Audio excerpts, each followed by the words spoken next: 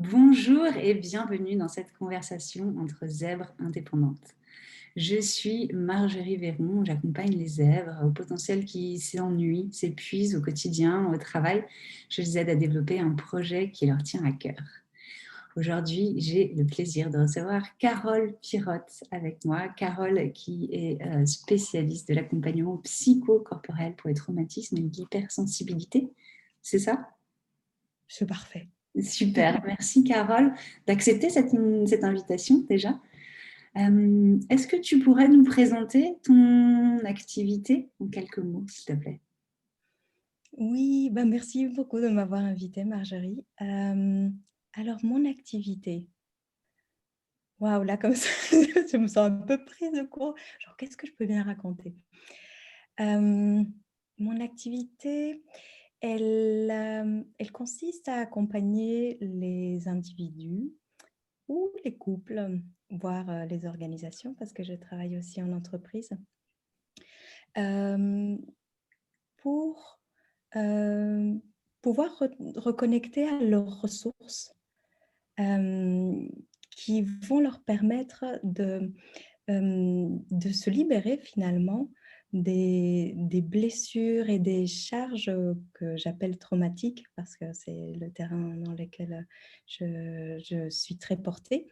Et en se connectant à ces ressources et en se libérant de ces traumatismes, pouvoir développer leur joie, leur potentiel et arriver à réaliser ce qu'ils souhaitent et qui bien souvent est mis en difficulté ou saboté par différents espaces à l'intérieur de nous qui empêchent que cela puisse se faire, même si ça paraît un peu bizarre parce qu'on a très envie de se réaliser, être heureux, etc. Il y a comme des endroits à l'intérieur de nous qui l'empêchent. Et donc, c'est comment prendre soin de ces espaces-là qui empêchent pour pouvoir laisser apparaître les parties qui veulent que ça aille bien. Voilà. Je ne sais pas si c'est très clair, mais c'est un peu ça. C'est clair. En tout cas, moi, ça me parle beaucoup. Ça fait partie de ce que je fais aussi, de soutenir les parts qui veulent avancer, parce qu'il y en a, mais aussi d'accompagner celles qui souffrent et de voir comment on peut les libérer de cette souffrance qui fait qu'elles freinent la partie qui veut avancer, des parties qui veulent avancer. C'est un chemin Mhm. que tu as suivi toi-même, ça? Ah oui, oui, ça, je ne le mettrai même pas au passé. C'est un chemin que je suis vraiment encore au quotidien. Oui, en fait, c'est pour moi la compréhension, en fait, qu'il y avait vraiment comme des blessures profondes, des traumatismes originels, etc. Euh, c'est quelque chose où j'ai mis beaucoup de temps à en arriver là parce que j'étais passée par toute une étape qui était de rechercher pourquoi est-ce que je peux, moi, me sentir bizarre, anormale, etc. Ou pourquoi les personnes que j'accompagne peuvent avoir un discours assez similaire, de se sentir dans une forme de mal-être, de beaucoup de questionnements, etc. Donc, j'ai passé beaucoup de temps à essayer de comprendre, à mettre des mots sur qu'est-ce qui provoque cet état d'être. Et donc, j'ai trouvé comme explication pendant un certain temps l'hypersensibilité comme voilà, comme une espèce de bouquet personnel avec certaines caractéristiques qui faisaient que on était comme ça, on était hypersensible et ou au potentiel et que voilà le paradigme dans lequel moi j'étais et que j'avais vu pas mal dans des ouvrages, etc., c'était tu es comme ça, donc maintenant tu as intérêt à faire avec. Et faire avec, c'est avec des injonctions, aime-toi comme ça parce que tu es merveilleuse, tu as des talents et des dons tellement merveilleux que voilà, il faut que tu t'appuies dessus et que tu te concentres sur ça. Et moi, c'est vrai, j'avoue que il y avait un côté où je me disais, oui, oui, je peux vraiment très clairement voir les aspects très positifs, très riches de cette grande sensibilité, de cette empathie, etc. Mais les côtés souffrants, les côtés grands moments de vide et de solitude, de déconnexion avec les autres, de sabotage, tout ça, ça part pas en fait si je regarde les jolis côtés. Donc, j'ai continué à faire vraiment beaucoup de recherches sur la question jusqu'à ce que j'arrive à cette notion qui est assez essentielle finalement, mais qui, pour une raison que j'ignore, est assez peu traitée en France, qui est la dimension du traumatisme en fait. Et, et qui, du coup, pour moi, explique le pourquoi on peut avoir soit un profil qui tend vers quelque chose d'hypersensible ou de très tourné vers les informations, y compris intellectuelles, etc. Ou d'autres personnes qui vont vraiment dans le côté opposé, s'il y avait une espèce de curseur ou d'échelle, vers une forme de coupure, de il ne se passe rien, un peu mode robot, tout va bien, et qui pour moi étaient finalement, aujourd'hui, de mon point de vue, ce sont des manifestations différentes euh, d'une souffrance originelle, en fait, que chacun a pu vivre et a pu y réagir comme il a pu avec les outils dont il disposait à l'époque. Mais pour moi, on n'est pas si différents que ça les uns des autres, les zèbres, les pas zèbres, les hypersensibles et les hyposensibles ou que sais-je. C'est juste qu'on est tous des gens qui avons souffert et qui souffrons, mais qui avons souffert de différentes choses. Alors, c'est pas ce qui est intéressant avec le traumatisme, du moins dans l'acception qu'on peut avoir. On peut imaginer qu'il s'agit d'avoir vécu un événement vraiment très difficile, impactant, genre la mort de quelqu'un, on était enfant, un abus, que sais-je, quelque chose où on reconnaît, on se dit ah ça c'est un traumatisme. Un traumatisme, ça peut être aussi des choses qui ne nous sont pas arrivées. Par exemple, ça peut être qu'on était tout petit bébé, on était mort de trouille dans sa chambre et nos parents, ils avaient juste marre de venir se lever pour nous prendre dans les bras. Et juste, ça a été trop pour notre système nerveux. Et à ce moment-là, il y a eu un traumatisme qui s'est mis en place parce que le système nerveux n'a pas pu gérer, il a été trop submergé à ce moment-là. Donc, de mon point de vue et avec les recherches que je fais, j'ai une hypothèse qui est plutôt qu'on est tous traumatisés à des degrés plus ou moins élevés, mais que chacun a géré, a pu s'adapter comme il a pu avec justement des manifestations différentes. Là, c'est une longue réponse. C'est une réponse complète et qui est très, très intéressante, qui rejoint clairement le fond de mon travail.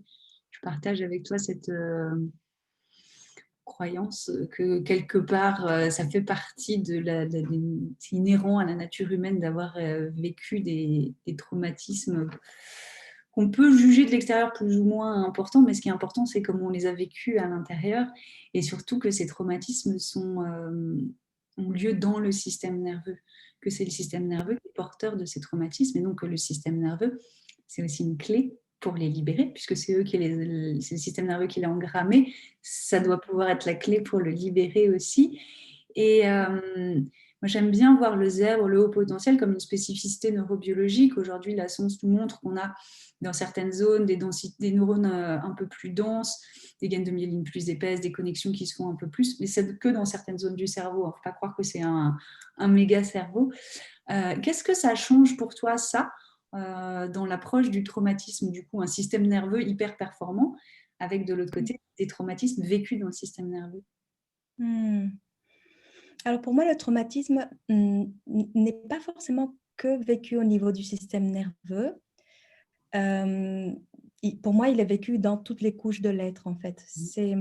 C'est tout simplement que quand la personne vit une situation beaucoup trop intense, l'organisme, en fait, tout comme les animaux avec lesquels on partage ces systèmes-là, les mammifères et les reptiles, euh, eh bien, on a la possibilité en tant qu'humain, face à un danger, notre système nerveux est câblé pour réagir de différentes manières. Donc, soit face à une menace, un danger, une peur extrême, il peut attaquer. Mais bon, un petit bébé de 3 mois attaquer, c'est un peu limite, quoi. Il ne peut pas s'opposer à ses parents. En fait, c'est juste impossible parce qu'il doit préserver en premier lieu le lien d'attachement, qui est ce qui va lui permettre de rester en vie. Donc, ce système-là, il est d'emblée éjecté. Le deuxième mécanisme que va chercher le système nerveux pour se préserver, ça va être la fuite. Et puis fuir, pareil, quand on a 3 mois, non, on ne peut pas fuir.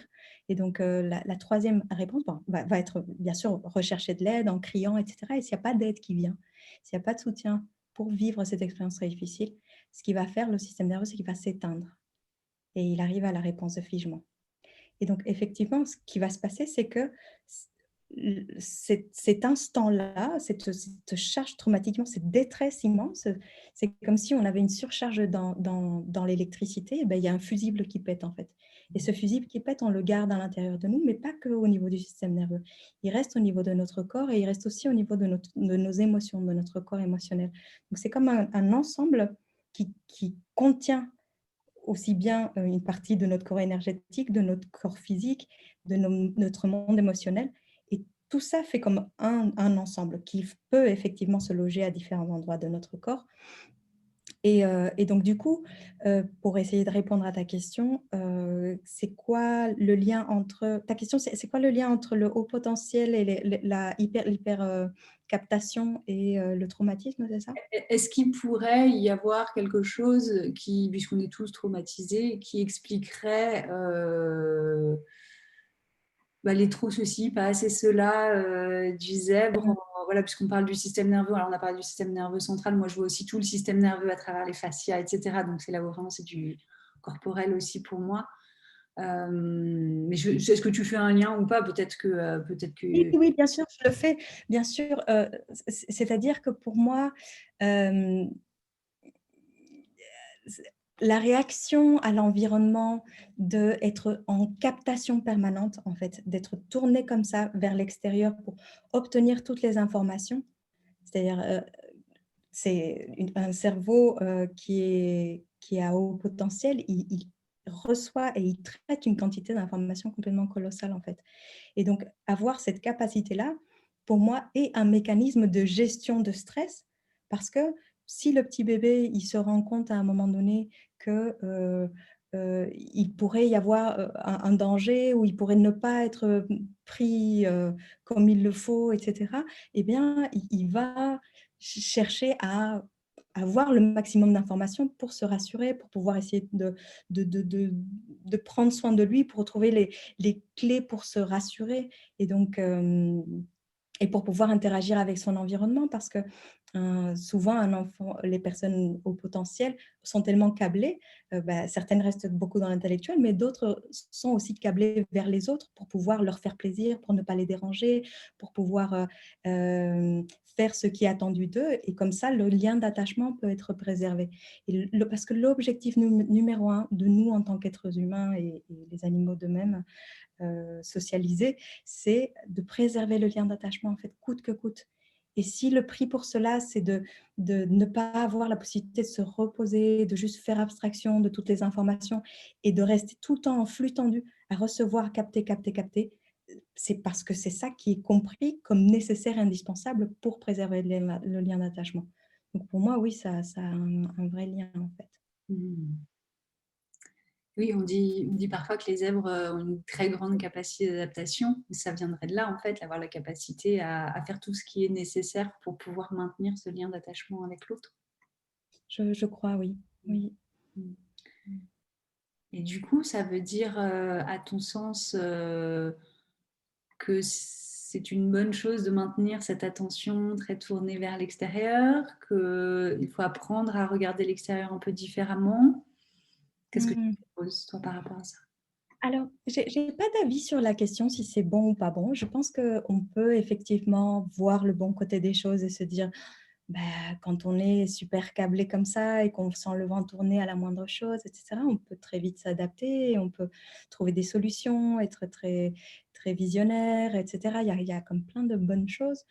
Mais pour moi, la question essentielle n'est pas est-ce que c'est une bonne ou une mauvaise chose. La question essentielle, c'est est-ce que à un endroit, ce que je vis est souffrant, et si c'est souffrant, il est indispensable d'adresser la source de la souffrance. Et c'est pas le fait de est-ce que je capte trop, je capte pas trop. C'est si je capte trop et que ça me cause de la souffrance, ça veut dire à un endroit qu'il y a une charge traumatique qui a besoin d'être prise en charge, en fait. Et pour moi, c'est plus ça la question. Plus une question de justesse. Est-ce que ce que je suis en train de faire, c'est juste pour moi ou pas, plutôt que est-ce que c'est bien ou c'est mal? Oui, aussi, absolument. Oui, oui, oui, oui, oui, bien sûr.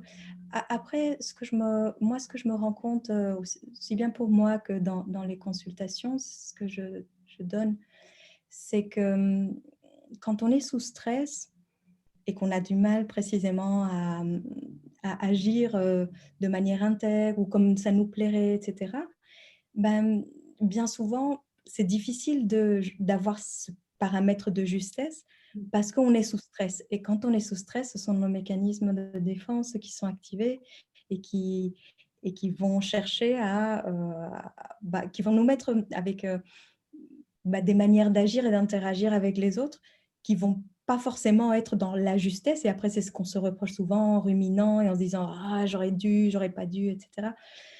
Moi, j'ai comme une approche vraiment très, très embrassante, y compris des endroits où où on trouve qu'on n'a pas été juste, qu'on ne s'est pas écouté, qu'on n'a pas fait ce qu'il fallait, et cetera. Parce que je crois vraiment foncièrement et intimement que l'intelligence de la vie est immense, et que si, on est en train de surcapter des choses, par exemple, si on est tout le temps comme ça, c'est qu'il y a une très bonne raison, en fait, pour que ça se soit mis en place.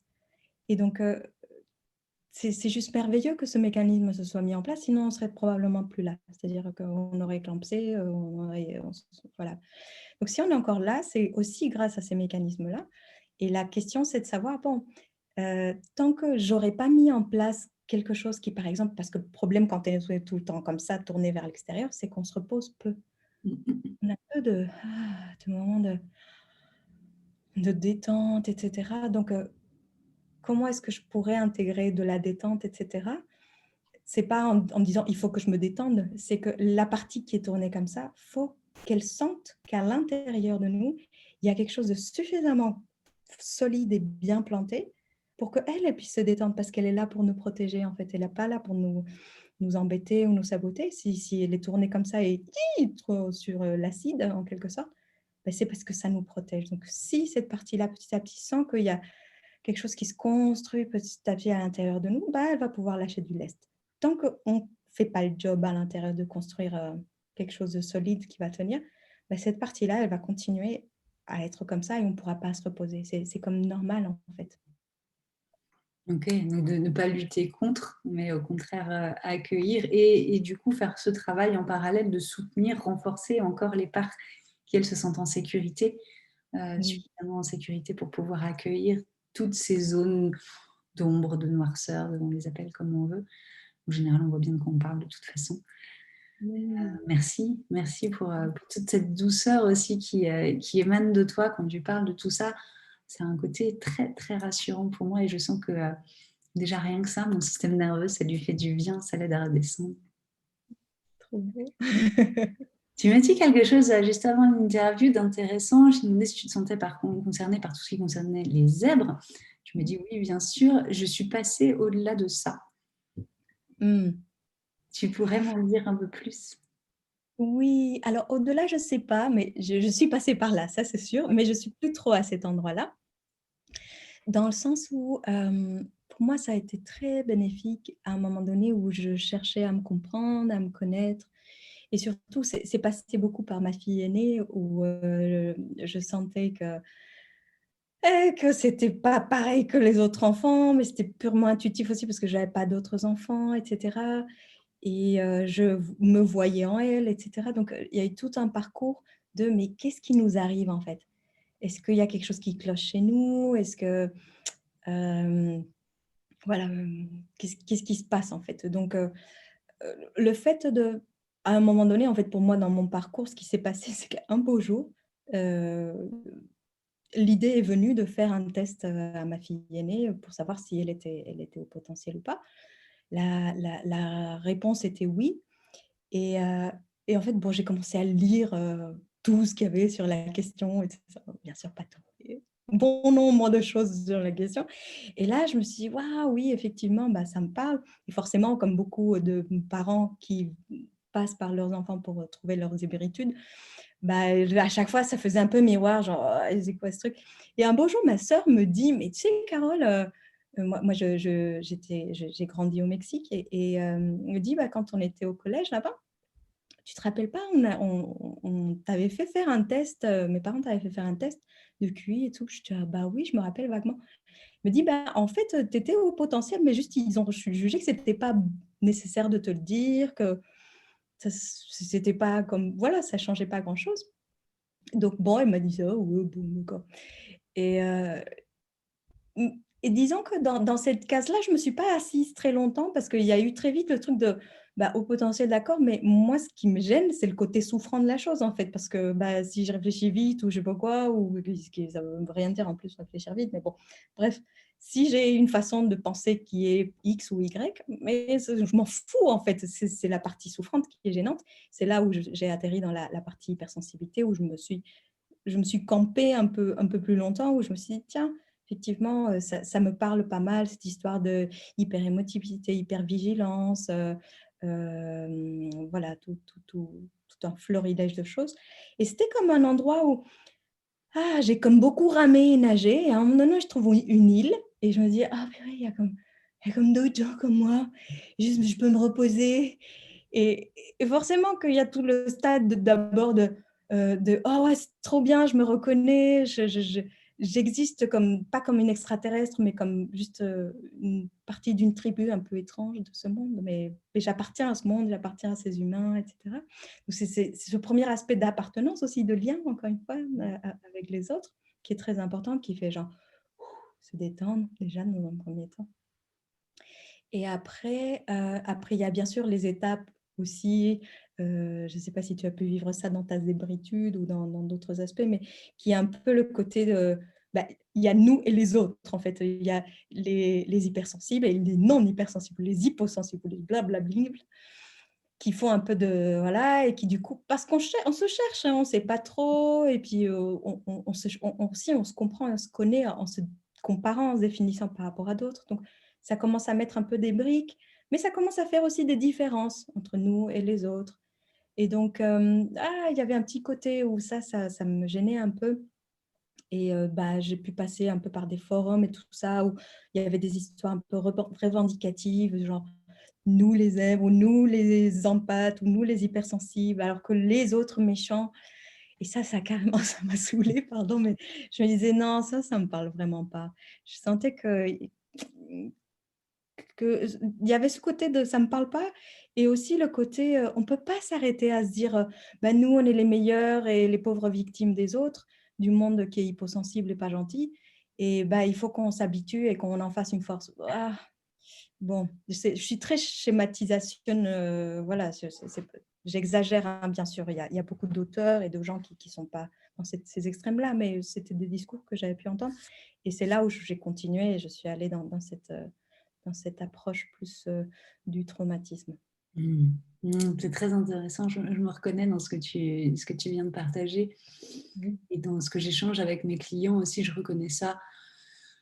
Le fait d'apprendre par un moyen ou par un autre qu'on pourrait être zèbre avant d'en avoir la certitude, déjà, ça éveille suffisamment de curiosité pour aller lire ou regarder pas mal de choses sur Internet.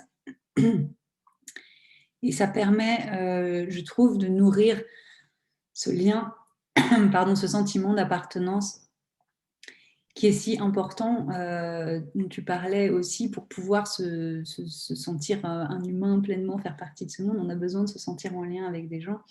Si les gens qui ne nous ont pas élevés, on n'a pas réussi à créer ce lien avec eux pour plein de raisons, hein, c'est de la faute de personne. Mais voilà, ce lien n'a pas été créé.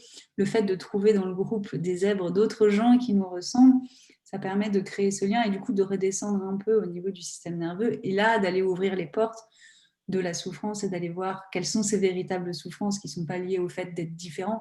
On a tous nos souffrances, mais comme on a pu recréer ce lien, ça permet d'ouvrir la porte. Enfin, moi, c'est ce que je trouve. Et effectivement, une fois que la porte est ouverte, on se rend bien compte que ça n'a absolument rien à voir avec zébritude, un score de QI ou quoi que ce soit, et qu'il n'y a pas de supériorité, d'infériorité de personne, mais juste des êtres humains qui souffrent chacun un peu à leur façon, et qui ont besoin d'aide pour lever ces souffrances. Donc, merci de nous le présenter avec tes mots. C'est ce que j'ai à cœur de faire dans ces conversations entre zèbres aussi, c'est d'avoir plein de façons différentes de présenter les choses, des points de vue différents aussi, pour que chacun puisse peut-être y trouver un peu de lumière. J'aimerais que tu nous dises un mot aussi sur l'hypersensibilité. Moi, c'est un mot, déjà, rien que quand je l'entends, je sens tout mon corps qui fait quoi, hypersensibilité, mais qui a fixé le niveau à partir duquel tu es hypersensible, normosensible, hyposensible? Qu'est-ce que c'est que cette histoire d'hypersensibilité? Oui, du coup, je me sens assez mal placée pour en parler puisque c'est plus trop le thème dans lequel je suis, mais du moins, avec le prisme que j'ai aujourd'hui, ce que j'entends, moi, par hypersensibilité, ça pourrait, je le nommerais plutôt comme un système nerveux ou des personnes qui ont des systèmes nerveux qui sont réglés en mode très, très sensible, dans le sens où au moindre stimulus, pardon, il y a une réaction qui est une réaction de alerte, danger, donc besoin de se protéger ou pas beaucoup, très grande réactivité émotionnelle, par exemple, donc pas beaucoup de filtres qui permettent de voilà, mettre un peu de distance, jauger les choses, jauger la situation. Il y a tout de suite une partie émotionnelle qui peut, par exemple, prendre le dessus. Ou encore une fois, euh, une frontière très fine, comme pas beaucoup d'espace à l'intérieur, qui fait que bah, toi, Marjorie et moi, je sens pas trop la différence, donc on est un peu comme mélangés. Est-ce que tu sens? J'ai l'impression de le sentir. Est-ce que ça t'appartient? Ça m'appartient?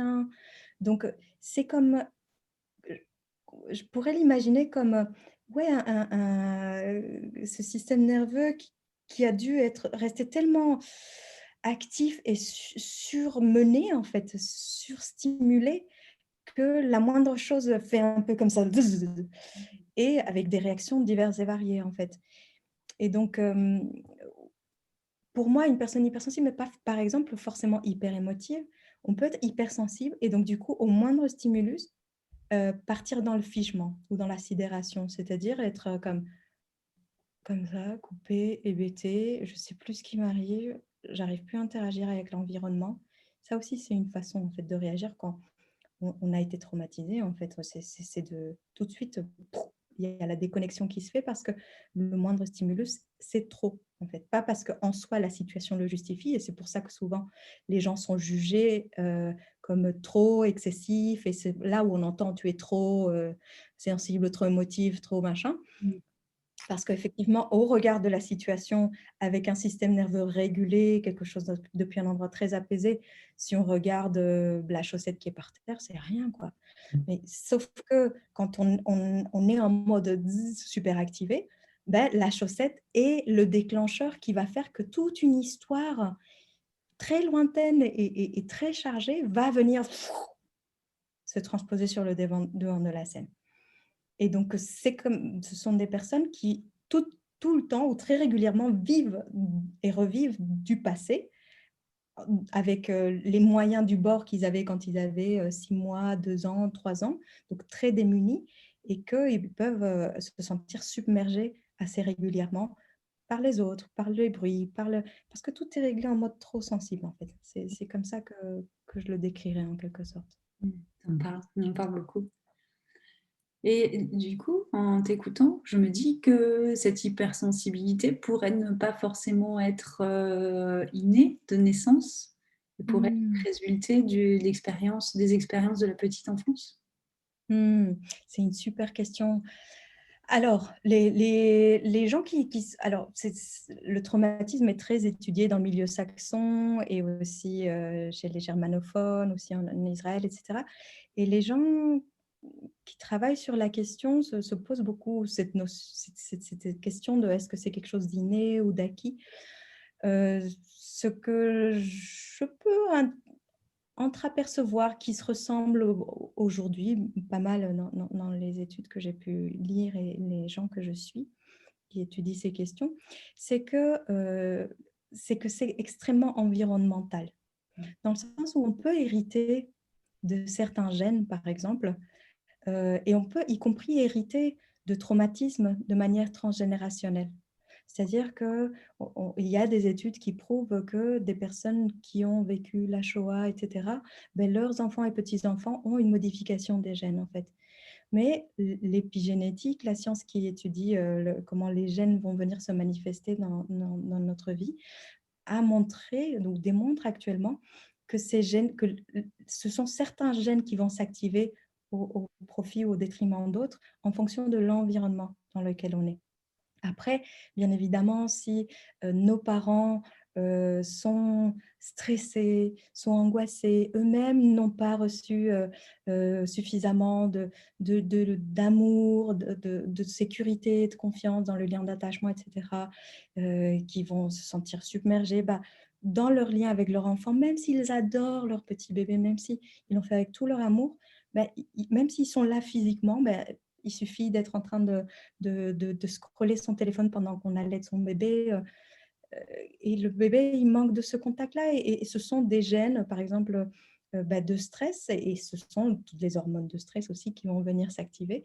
Et ce n'est pas parce que les parents ne les aiment pas, que j'aimais bien ce que tu disais tout à l'heure, c'est la faute à personne. Mais c'est la responsabilité à nous tous aussi, à un endroit, quelque chose un peu des deux côtés. Donc, moi, je crois foncièrement qu'effectivement, il y a des informations qui se transmettent de génération en génération. Il y a aussi pour moi des traumatismes collectifs, c'est-à-dire que ce qu'on est en train de vivre avec la crise du Covid, etc., pour moi, c'est clairement de l'ordre du traumatisme collectif. Et on va en vivre les conséquences à la court, moyen et long terme. C'est certain. Pour moi, c'est certain. Donc, ces traumatismes-là, ils sont là et ce sont d'ordre collectif. Nos enfants, petits-enfants vont aussi en recevoir les traces. Mais le fait que ça se manifeste dans la vie de chaque individu va dépendre énormément de l'environnement et des personnes qui vont les avoir à charge. Oui, d'accord. Donc, on pourrait avoir des prédispositions, mais après, elles vont se manifester ou pas en fonction du contexte dans lequel on va évoluer. Une fois qu'on est devenu adulte, que tout ça est derrière nous, qu'on est vraiment responsable, pleinement responsable de ce qui nous arrive, qu'est-ce qu'on peut faire, notamment, alors on peut travailler sur les, les traumatismes, évidemment, ça c'est tout ton travail, mais tu parlais aussi de soutenir les parts qui peuvent accueillir. Est-ce que tu as des petits trucs, des choses à nous partager pour nous aider à faire ça? Oui, oui, bien sûr. Moi, j'aimerais juste revenir 3 secondes sur une phrase que tu as dit. Tu disais: «Une fois que tout ça est derrière nous», et pour moi, le hic, c'est que le traumatisme, ça c'est pas derrière nous, c'est un processus qui se vit au présent Mm. et que c'est pas derrière nous. Il est là le problème en réalité et elle est là la solution. Comme tu disais, comme c'est stocké dans le système nerveux, comme c'est stocké dans tout notre corps et notre être, au présent, c'est là qu'on peut intervenir. C'est ça la super bonne nouvelle, parce qu'on ne peut pas changer le passé, mais on peut s'occuper de ce qui se passe dans le présent. Mais du coup, tout ça, c'est pas là derrière nous. On aimerait bien, et parfois, on se dit, on entend souvent des choses genre, bon, ta mère est morte il y a 10 ans, tu pourrais passer à autre chose. Ou, Pose ton sac à dos, pose le passé. oui, oui, oui, c'est ça. Départis-toi de tout ça, c'est vieux. Et en réalité, le problème, c'est que c'est là, c'est ici, dans le présent, que ça se passe. Et donc, pour répondre à ta question, ça serait quoi des ressources?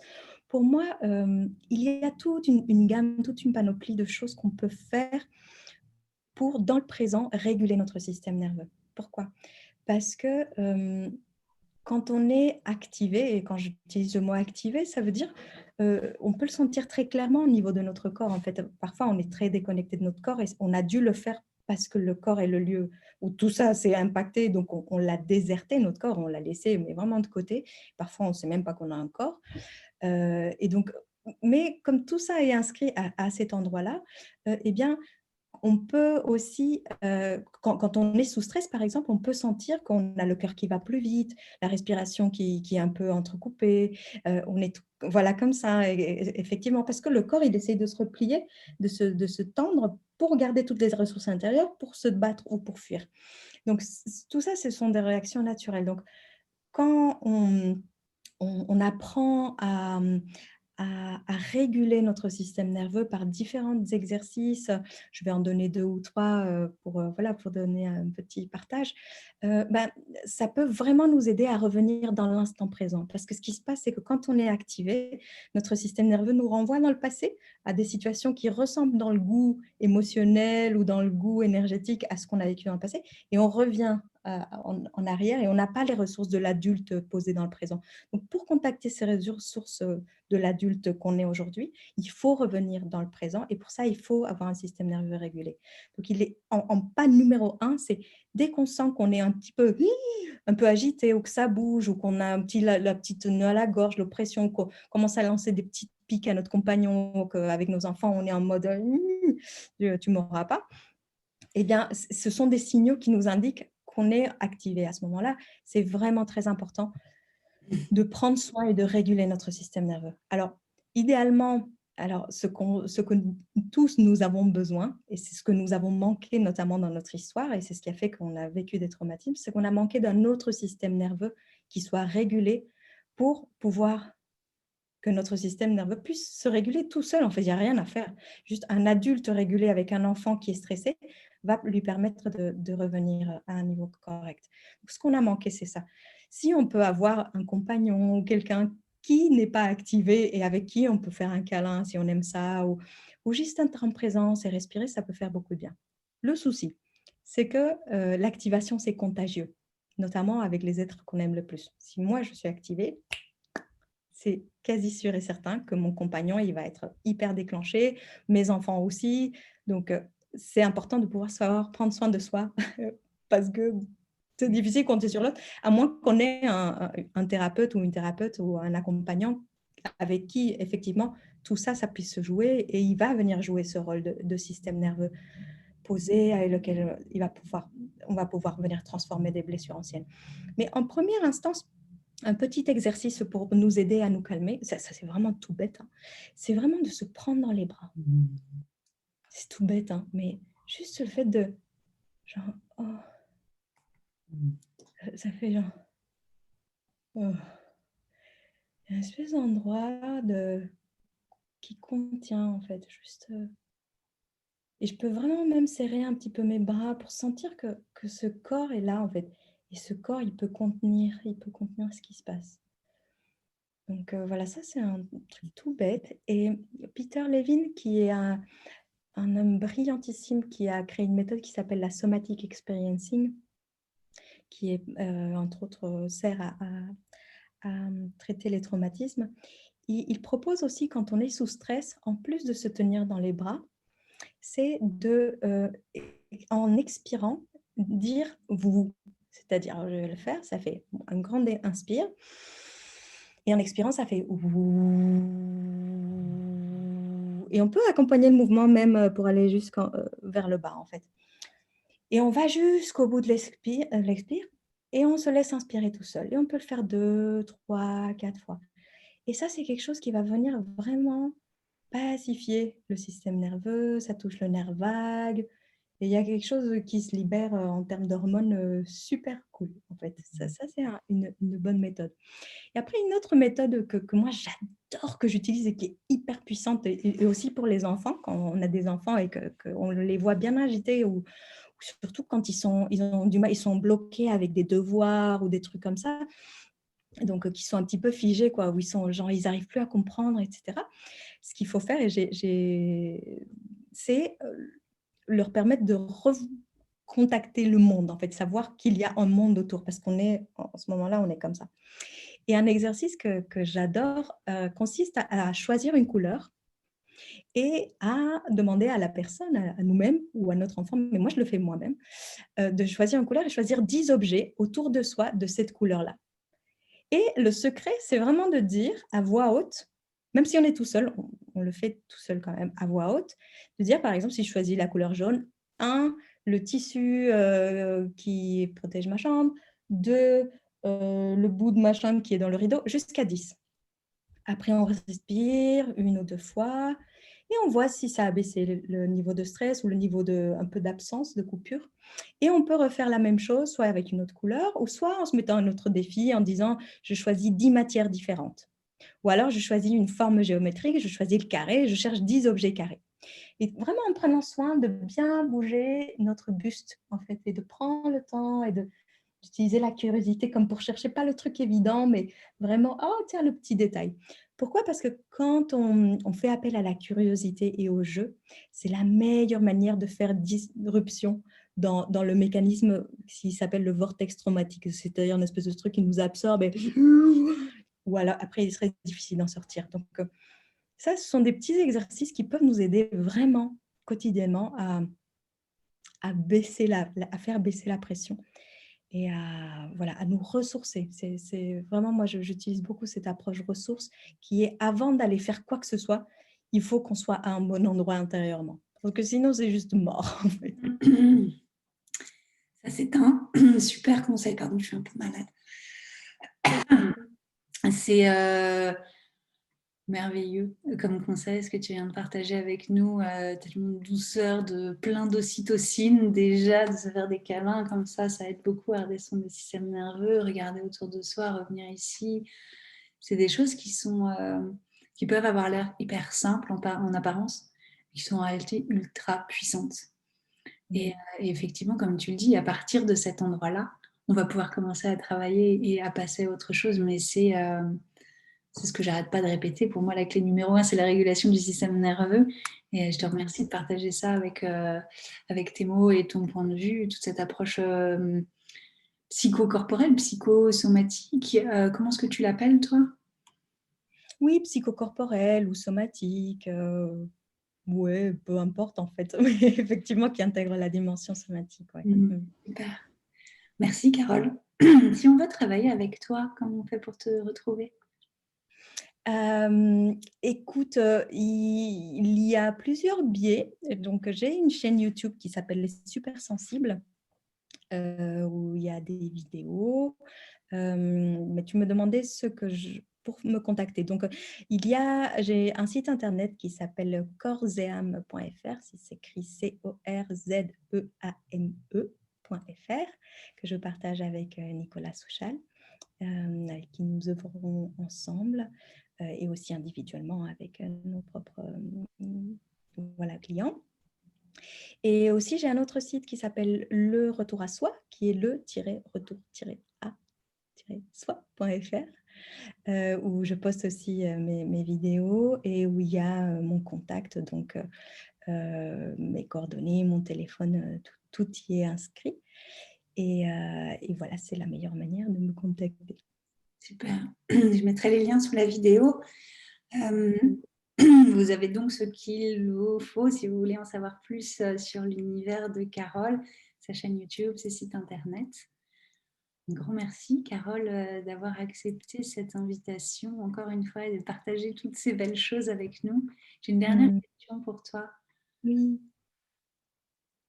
Si tu avais un conseil à partager avec quelqu'un qui s'identifie comme zèbre et qui voudrait avoir une activité indépendante comme la tienne, qu'est-ce que ce serait ce conseil?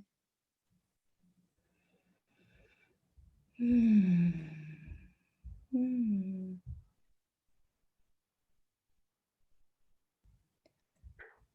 Je dirais, ça serait prendre le temps euh, d'écouter toutes les parties qui sont à l'œuvre, euh, y compris celles qui ont peur et celles qui disent tu vas jamais y arriver et qui tu te crois que tu es pour faire ça. Parce que on peut avoir tendance à vouloir les faire taire, ces voix-là, et juste s'orienter vers celles qui disent oui, allez, tu peux le faire, t'es génial, les qualités. Mais si on les écoute pas et on voit pas, on prend pas soin de leurs craintes et des mises en garde qu'elles cherchent à nous donner, elles vont venir nous rattraper plus tard. Donc, ces par-là, elles ont une sagesse et une grande intelligence. Et y compris peut-être même des conseils très, très précis à donner pour l'activité indépendante elle-même. Mais ils ne peuvent pas les livrer tant qu'ils n'ont pas le droit à la parole. Et parfois, il n'est pas possible de faire ça tout seul. Parfois, il est important d'avoir un interlocuteur, pas nécessairement un thérapeute. C'est chouette si c'est un thérapeute avec qui vous avez noué un bon lien, parce que le lien est indispensable. Mais parfois, on a besoin d'un interlocuteur qui puisse juste être à l'écoute et venir questionner ces parts-là. Ah oui, tu as une part qui a peur. Et qu'est-ce qu'elle dirait, cette part? C'est quoi qui lui fait peur? Et de quoi elle veut te protéger, cette part? Et cette part qui te dit que tu es nul. Ah ouais, d'accord. Et de quoi qu'est-ce qu'elle voudrait, cette part qui trouve que tu es nul? Et donc, vraiment pouvoir aborder ces différentes parties avec beaucoup de respect et comme disant, ce sont des gens que j'aime pas trop, mais qui apparemment ont une intelligence et que si je les écoute pas, ils vont me faire une grève CGT d'ici un an. Donc, bah, ça serait dommage. Autant les prendre en considération dans la table des négociations dès le départ.